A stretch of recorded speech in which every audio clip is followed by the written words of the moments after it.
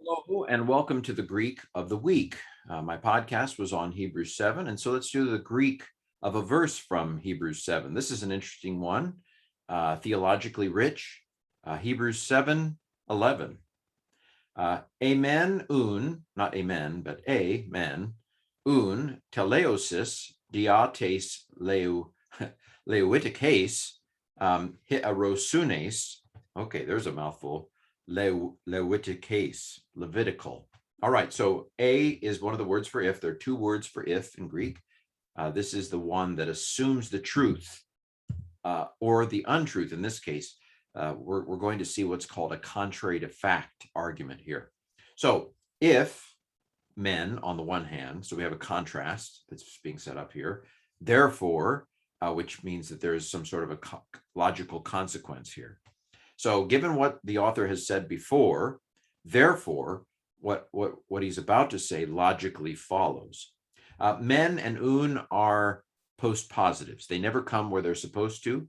They're men is one word late, un is two words late in a way. So if, therefore, on the one hand, teleosis, perfection, number of words relating to perfection, the tele group. Perfection in Hebrews is an interesting concept. There's a whole monograph on perfection in Hebrews, an old one. I'm not sure it's perfect, but no pun intended.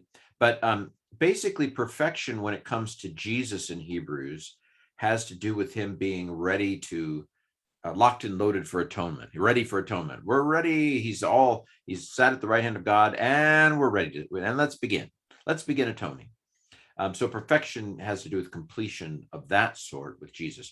Perfection for humans has to do with them being set right, with them being cleansed, with them being okie dokie, although there's a number of terms, that we use elsewhere. But perfection has to do with them being put into a pure state with regard to God, a clean slate.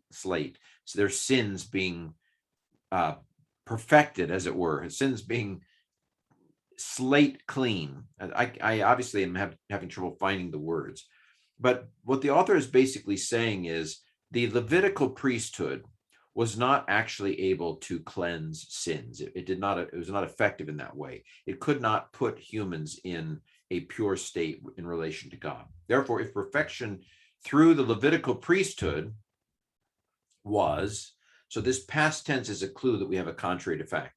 A with a past tense. Usually there's a little, I call it a little bomb on in the then part of an if-then kind of construction in Greek. Usually there's an on. I don't think there's an on here. It doesn't have to be there. It's a nice clue. The past tense is a clue here, though. If, and I really shouldn't have put was. I should have put were, because in English, when we're doing a contrary to fact, we say, if I were a rich man, la da da da da. So it should be were. Let me just fix that real quickly here. So if perfection were through the Levitical priesthood, which it's not, ein hulaoscar epautes nenamothetai. Now this is kind of a parenthetical comment here. For the people on the basis of it, have been enlawed. The law, that is the Old Testament law, was grounded on the Levitical priesthood. I talk about how Hebrews' use of law contrasts with Paul's use of law in my podcast. So see my podcast if you want to go into more interpretation there. But here, there is a intrinsic connection in the author of Hebrews' mind between the first covenant and the law of the Old Testament and the Levitical priesthood. It here is feminine, going with priesthood, which is feminine. The Adas here tell us they're feminine. This is an interesting word, nenamothetai, have been put under law. You can see because the new got a little beside itself with an epsilon, this is called reduplication. It tells us that this is the perfect tense. The people were put under the law and they remain under the law. Now, of course, the author of Hebrews believes that they're not under that law anymore. Well, yeah, the law, there's a change of priesthood, there's a change of law, as we see later on in the chapter. Again, this may wreak havoc with the way you, don't put it that way, in your theology, but this is Hebrews theology. This is the way Hebrews puts it. And if we respect Hebrews, we're going to listen to Hebrews. The word is nomotheteo, so don't let the theta epsilon throw you off into thinking that this is some aorist passive. It's not. That's my hair. That's not a wig. It doesn't come off. That's part of the stem. So this is not the sign of the aorist passive. It's part of the actual word. Although, maybe, who knows, in the history of the form, I won't go into that. But teo, nomotheteo, it's a contract verb. The ending has been put right on the stem, right? That epsilon of the stem, teo, is lengthened because you put an ending on it, but it's right on the stem. That happens in the perfect middle or passive. So this is a perfect passive indicative third singular from nomotheteo. For on the basis of the priesthood, the people, the Israel, was enlawed, was put under the law. So if perfection came through the Levitical priesthood, tis etikreia, what need, tis goes with kreia, it's feminine. The form tis could be either masculine or feminine, but I know because it goes with kreia that it's feminine. What still need, according to the law, according to the order of Melchizedek, for a different priest to arise, to speak. I need to go down here to get the to speak. What need to speak? See how tis kreia legesthai, way down here is kind of the completion of that thought. What need still, notice how the word order, the author of Hebrews is a master rhetorician. This is beautiful Greek from the standpoint of them. Greek students maybe don't think so, but from the standpoint of ancient Greek writing, this is brilliant because he puts things all over the place. What still need? Blah, blah, blah, blah, blah to be said. You might think he's German, putting the verb there at the end. What still need to be said according to the order of Melchizedek for a different priest to arise? Notice he splits different and priest and puts to arise, different to arise priest. That's beautiful Greek, magnificent Greek. Not so nice for Greek students. Katatain toxin Melchizedek, heteron anistasthai hiarea. What still need according to the order of Melchizedek? Melchizedek's a loan word. It's from Hebrew. Doesn't even look like a Greek word. Doesn't have a recognizable ending on it. For example, it's genitive, even though we can't tell. We just have to construe it that way because it makes sense of the context. According to the order of Melchizedek, for a different priest. The subject, quote unquote, of an infinitive is in the accusative case. So heteron hierea is accusative. For a different priest, we put the word for in there to make good English.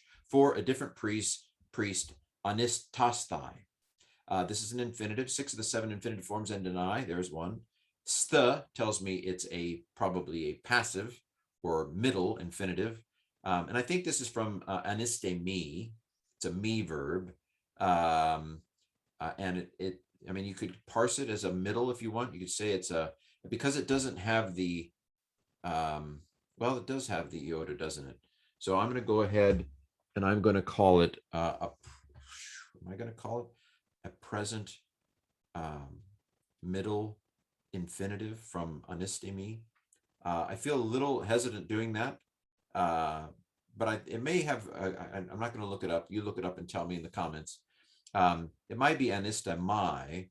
I know there's an anistemi, to rise. It has a resurrection overtone. I don't know what the author of Hebrews meant a resurrection. Anastasia is related to this. It has a resurrection overtone, whether the author of Hebrews was thinking that consciously or not. For a different priest to arise. It is definitely infinitive. It is definitely middle. It's definitely related to anistemi, although there may be a variant anistemai. I'm going to say it's present, though, because the iota is there. Okay, I'm going to go with present, middle infinitive from anistemi. What still need, according to the order of Melchizedek, for a different priest to arise, and not according to the order of Aaron to be called? Kai u kata tain toxin aaron legesthai. So legisthai is passive here. The st is genuinely passive here. There's where the be comes from. I, 6 out of 7 infinitive forms, and an I, so that's where the to comes from, and then said comes from the leg. So there you have it, a beautiful verse in Greek. If, therefore, on the one hand, perfection through the Levitical priesthood were, but it's not, for the people on the basis of it have received the law and still have it, what still need, according to the order of Melchizedek, for a different priest to arise, and not according to the order of Aaron, to be spoken of? That's basically what it's saying. The reason it doesn't have the on is for the then part is probably because it ends in a question. It's not a proper what we call an apodosis. The if part is the prodosis, and the then part is the apodosis. And it's not really a proper apodosis, because it doesn't say if perfection had come through the Levitical priesthood, there wouldn't be a need for a priest after the order of Melchizedek. But that's not what it says. It says, what need would there be? And so I think that's probably why there's no on here in the apodosis. Well, this has been a little bit of Greek from Hebrews chapter 7, the Greek of the week.